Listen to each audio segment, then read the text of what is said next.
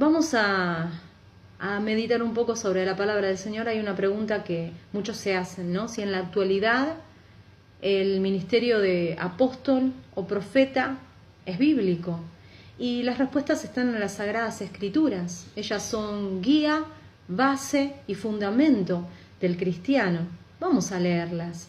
En Efesios capítulo 2, versículos 20 y 21 dice: edificados sobre el fundamento de los apóstoles y profetas, siendo la principal piedra del ángulo Jesucristo mismo, en quien todo el edificio bien coordinado va creciendo para ser un templo santo en el Señor. Y aquí podemos ver la función que cumplían los apóstoles y los profetas: echar el fundamento de la iglesia sobre el cual edificamos todos los demás. Dice que el fundamento fue echado una sola vez, no se puede echar fundamento sobre fundamento. Esto lo dice en 1 Corintios capítulo 3, versículo 11, porque nadie puede poner otro fundamento que el que está puesto, el cual es Jesucristo. Por eso no se pueden levantar indeterminadamente más apóstoles y más profetas. ¿Por qué? Porque fueron creados estos ministerios con una función específica para una época determinada y ya la cumplieron.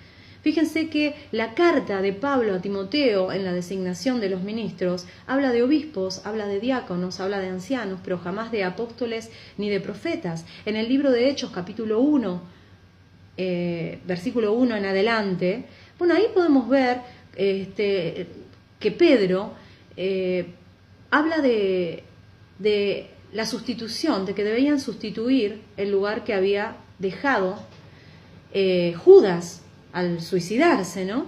Entonces estableció criterios y estableció requisitos.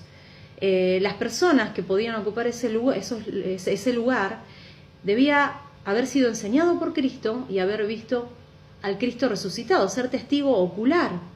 2 cumplieron con los requisitos: Matías y José. ¿Por qué no los levantaron a los 2? Porque definitivamente no se podían seguir levantando más apóstoles, y esto también quedó plasmado para que no seamos engañados, para saber cuáles eran los requisitos que debían cumplir los apóstoles. Asimismo, podemos ver que Pablo, el apóstol Pablo, se define como una rareza, ¿sí? Se define como una rareza, como una excepción, como un abortivo, porque él fue elegido luego de los 12 apóstoles. Entonces, ¿qué son todos estos nuevos que salen? ¿También son excepciones? La excepción fue Pablo. Pablo lo dijo en 1 Corintios capítulo 15. Allí él dijo: yo fui el último apóstol porque fui el último al que se le apareció Cristo. ¿Será que hay una mentira contenida en las Sagradas Escrituras? No. Los que mienten son los otros y dicen que vieron al Cristo resucitado, porque el último, lo dijo Pablo, al último que lo vio fue Pablo. El último que vio a Cristo fue Pablo. Entonces, tenemos que, hermanos, ser completamente bíblicos, 100% ajustados a las Sagradas Escrituras. Fíjense que Pablo cumplió con los requisitos del apóstol. Él vio al Cristo resucitado, fue testigo ocular del Cristo resucitado camino a Damasco y fue enseñado por Cristo. Fíjense que en Gálatas capítulo 1, versículo 11, él dijo: el evangelio enseñado por mí no es según hombre ni es por hombre, sino que lo recibí por revelación de Jesucristo. Y en Gálatas capítulo 1, versículo 1 dijo Pablo, esto fue lo que aclaró Pablo, que él no era apóstol por hombres ni de hombres, sino por Jesucristo. Jesucristo lo eligió, Jesucristo lo enseñó, porque a él no le enseñaron los apóstoles. Él conocía a los apóstoles después de 3 años de su conversión, y él ya venía predicando lo mismo que predicaban ellos. ¿Quién le enseñó? Jesucristo. Por eso él dice que no lo enseñó hombre, sino que fue Jesucristo mismo. Entonces, Jesucristo lo eligió, Jesucristo lo enseñó. No fue por imposición de manos como lo hacen ahora a los apóstoles actuales.